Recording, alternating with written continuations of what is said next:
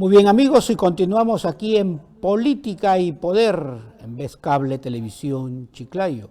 Y ya nos acompaña el regidor reelecto Orlando Puel Varas. Orlando, ¿cómo estás? Qué gusto saludarte, tenerte nuevamente en nuestro programa y preguntarte cómo está iniciándose esta nueva administración con la alcaldesa Yanet. Bueno, buenos días, gracias. El gusto es mío y poder saludar a toda tu audiencia a través de tu canal. Bueno, estamos iniciando una nueva gestión. La alcaldesa muestra bastante predisposición para que los regidores que no ingresaron de su lista, vale decir, de los 6 regidores de minoría que integran de diferentes partidos que quedaron en segundo, tercero, cuarto puesto y quinto, que forman parte hoy del Consejo, recordando que son 15 regidores, 9 entran con el que gana las elecciones y 6 regidores la completan con los que quedan en los puestos después de la ganadora. Estos 6 regidores, junto con los 9, reciben el mismo tipo de invitación por parte de la alcaldesa para que formemos parte de los grupos de trabajo y coadyuvemos en la gestión a través de nuestra función legislativa, ¿no? Entonces se muestra bastante predisposición para que a través de las comisiones todos los regidores ¿Ya han tenido una reunión los 6 regidores de oposición con la nueva alcaldesa? Bueno, hasta donde yo tengo conocimiento, seguramente por algunos motivos, algunos regidores de minoría no han podido reunirse en la invitación que hizo en su momento la alcaldesa para participar de una conversación de presentación, ¿no? Como para ir rompiendo hielo, irnos conociendo, pero creo que en momentos posteriores ha logrado conversar con todos. Ah, qué bien. ¿No? ¿Y cuándo se va a realizar la designación de presidencias de comisiones? ¿Cuándo va a ser la sesión? El próximo sábado 14 ya se hizo la convocatoria, así que ahí se verá, digamos, quiénes integran las diferentes comisiones, ¿no? Sabiendo que son 12 con el nuevo reglamento interno del Consejo. 12 comisiones. 12 comisiones. O sea que prácticamente todos los regidores van a ser presidentes de comisiones. Casi todo, considerando que 3 no van a poder serlo. 3, claro. ¿Cierto? Pero ahí ya pues se van a generar los mecanismos para poder armar las comisiones. Básicamente están orientadas a que el regidor, de acuerdo a su perfil, pueda ir en una comisión, claro, ¿no? Y que esta sea el objetivo número 1, así como puede tener un objetivo número 2 y un objetivo número 3 de formar parte de una comisión. Por lo menos la oposición tendrá 3 comisiones, mínimamente. Lo que se refiere, no es encabezando las comisiones, es, digamos, a todos los regidores se nos ha pedido que indiquemos cuáles son las 3 comisiones en las que queremos participar, pero que pongámosle un orden de prioridad, 1, 2 y 3. ¿Por qué? Porque en el momento que vas a armar las comisiones, tienes que ver, primero, que no formes parte de mínimo 2 presidencias, de 2 comisiones. Segundo, que máximo integres 3, por eso es que te piden 3 opciones. Pero cuando uno se pone a pensar, la matemática te ayuda bastante, ¿cierto? Dices, si son 12 comisiones, quiere decir que hay 36 puestos, claro, ¿cierto? Porque cada comisión tiene 3. 12 comisiones y 15 regidores. Exacto, entonces si hay 12 comisiones y cada comisión tiene 3 posiciones, 3 integrantes, entonces ahí hay 36 cupos disponibles. Claro. De esos 36 cupos, si son 15 regidores, entonces los 15 regidores van a participar mínimo en 2 comisiones. Ahí ya tenemos 30 cupos libres. Quedan 6 cupos libres que seguramente de esos 15 regidores van a ocupar esas 6, ¿no? Entonces, en resumen, van a haber 15 regidores que pertenecen a 2 comisiones, ¿no? Y 6 regidores que van a pertenecer a 3. Esa es más o menos la matemática. La distribución. Ahora, ¿cómo la ubicas? De acuerdo a tu perfil. O sea, no va a haber un regidor que de acuerdo a su perfil esté en otro. Definitivamente no es así, ¿no? Bueno, y cuéntame un poquito, ¿cómo está recibiendo la administración la alcaldesa? ¿Qué ha dicho? En la interna, por supuesto, porque se conoce lo que ella ha podido decirle a los medios en general, ¿no? Creo que sí trató de resumir el día de la juramentación lo que en su momento nos dijo a nosotros el 30 de diciembre, cuando ya había recibido toda la información de la transferencia. Esta transferencia tuvo un corte al 22 de diciembre, si es que no me equivoco, 22 o 23 de diciembre, tuvo un corte. Hasta ahí fue lo que se le informó al equipo de transferencia. Y esa información la recibimos el día 30.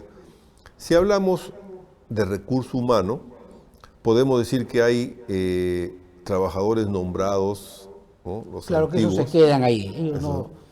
Claro, y hay un grupo de recursos humanos, de trabajadores, que debido a que la ley, ojo, es una ley vigente desde el 84, o sea, tiene décadas vigente, que por ejemplo habla de cómo es que un trabajador adquiere la permanencia en una entidad, ¿no?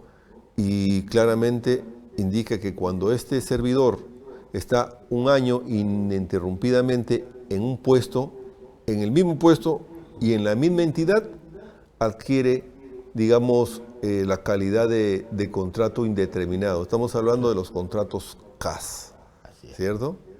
A través de las dos leyes que hay, ¿no?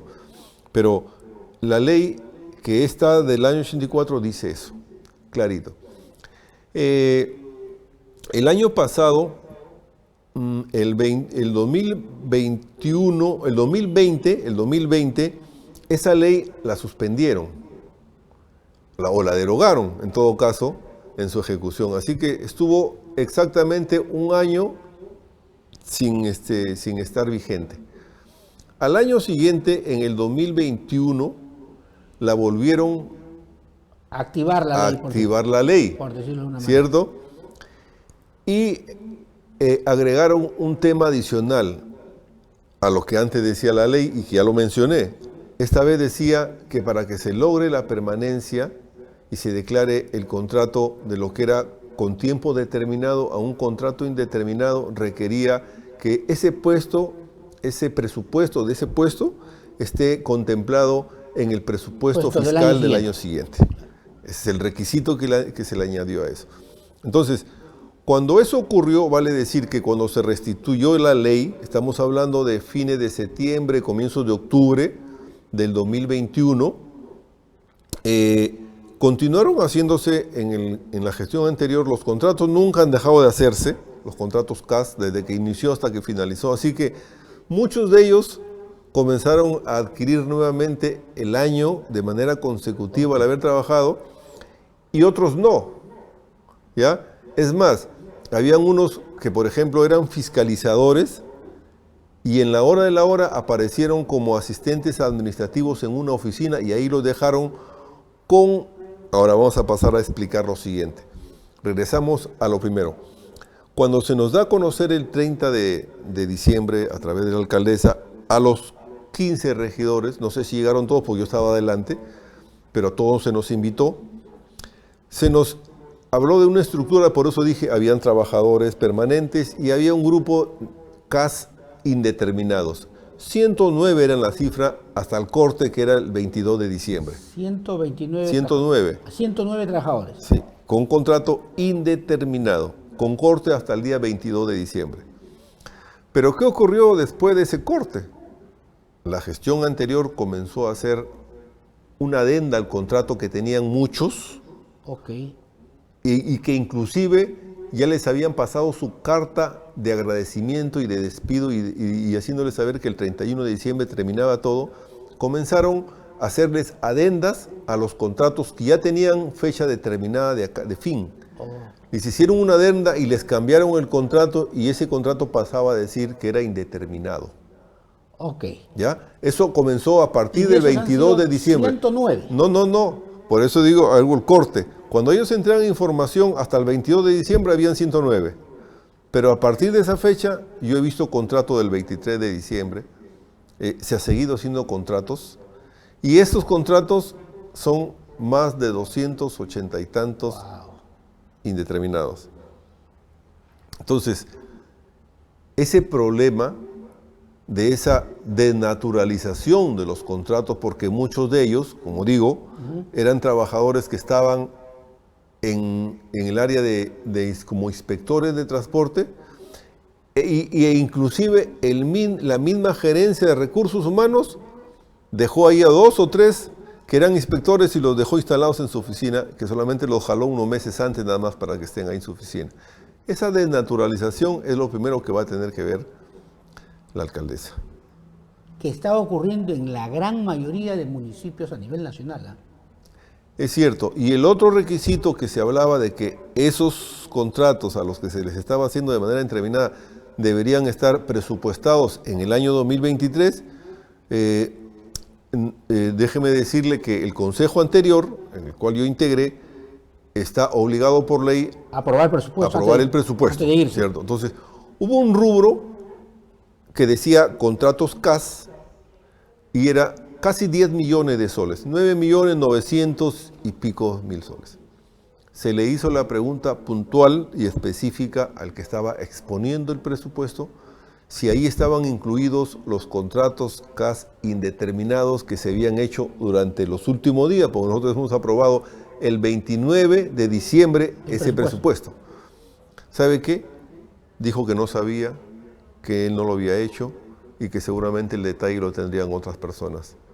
En otras palabras, no supo sustentar lo que la ley pide, que tengan el presupuesto destinado en este presupuesto del año 2023 para que se cumplan los dos requisitos que exige la normativa. Porque si no tiene la cobertura presupuestal, entonces se cae. Se cae. Es más, el contrato habla del presupuesto multianual y sigilosamente muestra la cifra de 9.980.000 y tantos soles que aparecía en el presupuesto aprobado, pero que no se sustentó debidamente. Claro. Bueno, dime, Orlando, ¿y qué otras cosas debería entonces ser prioridad ahorita en la administración municipal? ¿Tú has pedido integrar qué comisiones? Yo he pedido integrar transportes, rentas y la Comisión de Asuntos Sociales. ¿Y desde ahí quieres aportar al desarrollo de...? Claro, primero porque transportes, porque lo conozco, soy transportista. Además de ello, claro, hay miles de transportistas, pero yo he tenido la oportunidad de conducir un programa de radio varios años dedicado única y exclusivamente a hablar de transporte. Entonces, algo de experiencia tengo, entonces pedí por eso que se me asigne digamos, integrar una comisión de transporte. Lo de rentas era porque en los últimos 2 años he estado en la comisión de rentas en la gestión anterior y también a su vez he estado en la comisión de asuntos sociales, ¿cierto? Entonces, digamos, por ese lado, por la experiencia ya tenida, es que he solicitado esas comisiones, ¿no? Y en el campo del transporte de Chiclayo, ¿cuál crees tú que podría ser o empezar a ser una posible solución? Bueno, desde el municipio, por supuesto. Hay que hacer todo porque no hay nada. O sea, estamos en cero. Si hablamos en términos educativos, no hemos comenzado ni siquiera la transición. No tenemos documentos de gestión, reglamento del taxi, reglamento del colectivo, reglamento del combi. Los documentos de gestión están desactualizados, tal es así que infracciones que se hicieron en el 2012, estamos hablando de hace más de 10 años, la ley hoy ya las contempla con menor cantidad de multas económicamente hablando, ¿cierto? Entonces hay que reorganizar todo. ¿Existe el proyecto marco del desarrollo del transporte en la ciudad de Chiclayo? No existe nada. Recién nosotros hemos aprobado el Plan de Desarrollo Urbano Metropolitano Chiclayo en tema estructural y administrativo ya es una metrópolis. El Ministerio de Transportes y Comunicaciones lo considera como tal, hablando en materia de transportes, ¿cierto? Lo tiene como metrópoli, lo tiene al distrito de Lambayeque, integrada a su metrópoli, lo tiene al distrito de San José, que es distrito de la provincia de Lambayeque, tiene 11 distritos de Chiclayo, integrado estructuralmente como una metrópoli, y en esa línea, por ejemplo, que recién le hemos aprobado en los últimos días, creo que el 29 de diciembre ha sido aprobado este documento de gestión, también se requiere tener un plan de desarrollo, un plan vial, ¿no? Ese plan vial no existe, o no existe nada. Por lo menos en Chiclayo existe el proyecto del desarrollo de las vías metropolitanas por donde vendrá en futuro el transporte público. Ese es el que se ha desarrollado en el Plan de Desarrollo Urbano Metropolitano, ¿cierto? Y el Plan Regulador de Rutas es un documento que también tiene que hacerse ya mirando desegregadamente del Plan de Desarrollo Urbano Metropolitano. El Plan Regulador de Rutas no tenemos. No sabemos exactamente cuántos son los vehículos de servicio público. Ni formales ni informales.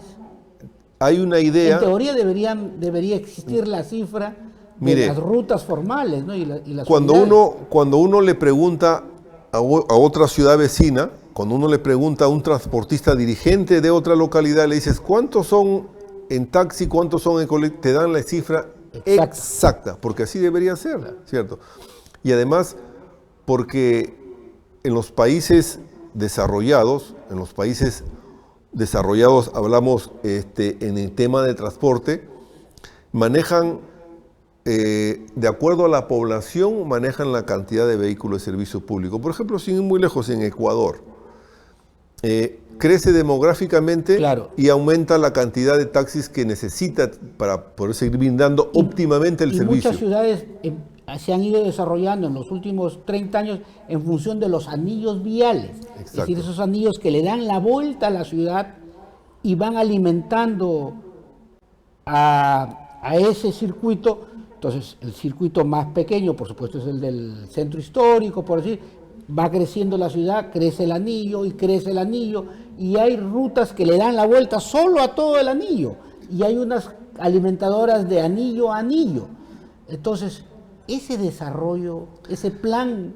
No hay. Mire, nosotros hemos dejado aprobado un plan vial, pero de carreteras, se puede decir, de penetración, ¿no? O que comunican el interior de una localidad, ¿cierto? Que también lo hemos dejado en diseño, ¿cierto? O sea, lo hemos aprobado. Estas son las vías que necesitan tener presupuesto para ir avanzando y para que se vaya desarrollando una ciudad. Interdistritales, sobre todo en las conexiones interdistritales, que a veces es o vía vial metropolitana porque ya están las casas, o otras zonas donde todavía ni siquiera hay casas, pero se tienen que conectarse. Por ejemplo, ¿cómo se conecta Chiclayo con Saña?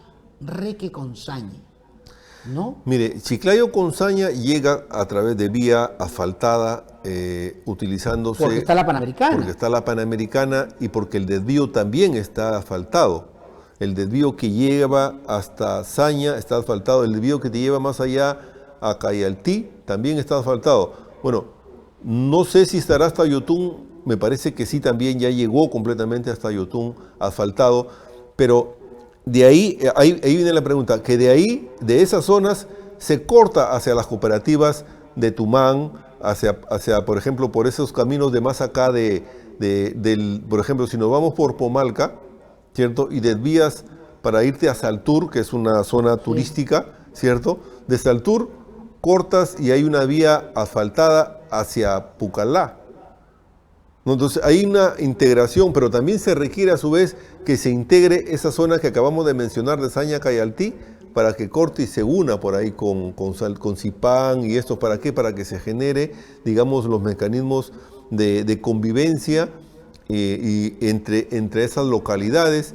Y además, dentro también en el Eso interior. por lo menos en plan, ¿has tenido conocimiento que existe ese proyecto o no? Bueno, Porque ahí hay mucha carretera ya de las propias cooperativas, ¿no? De las propias empresas privadas. Pero ese patrimonio que ya está pavimentado no está integrado, ¿no? no está integrado, pero digamos que se comienza declarando, a través de los proyectos, se declaran zonas viales, ¿cierto? Entonces, hoy que ha habido un boom en lo que es la construcción, en estos proyectos se deja plenamente establecido cuáles son las vías que van a haber internas y cuáles son las vías que conectan con el vecino, ¿no? De tal manera que se vayan integrando y estas en un futuro sean, digamos, ejecutadas a través de un presupuesto, ¿no?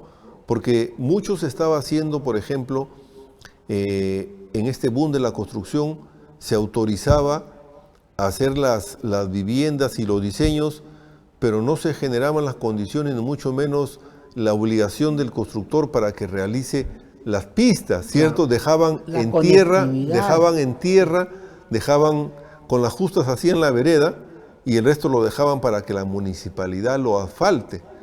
Eso es un tema que debió exigirse desde un comienzo para que las constructoras hagan, digamos, las vías y las asfalten, así como hacen las veredas, ¿cierto? Claro. Porque si no, lo que pasaba era que seguíamos creciendo como pueblos jóvenes, y adicionalmente la municipalidad tiene que atender estas invasiones que se generan en zonas de terrenos del Estado, donde sí ahí lo lotiza y ya viene la obligación de la municipalidad de hacer el asfalto y de generar las rutas de conexiones entre las diferentes urbes. Orlando, y volviendo al Chiclayo cuadrado, la ciudad de Chiclayo, en materia de transporte y semaforización,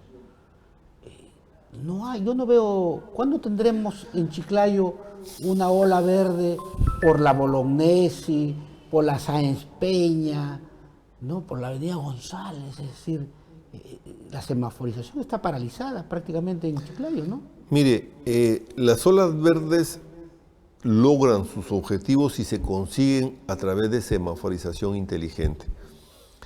Ahí ya hay un punto que separa del tipo de semáforos que tenemos en Chiclayo y que datan de hace muchísimo tiempo, con el semáforo que se necesita para poder generar las condiciones de transitabilidad en una ciudad, ¿cierto? Que sobre todo cada vez se vuelve más caótica porque no puedes controlar su tránsito, porque no tienes los dispositivos avanzados que te permiten hoy, a través de la tecnología, conseguir eso. Entonces, claro que se necesita que hagan un proyecto, ¿no?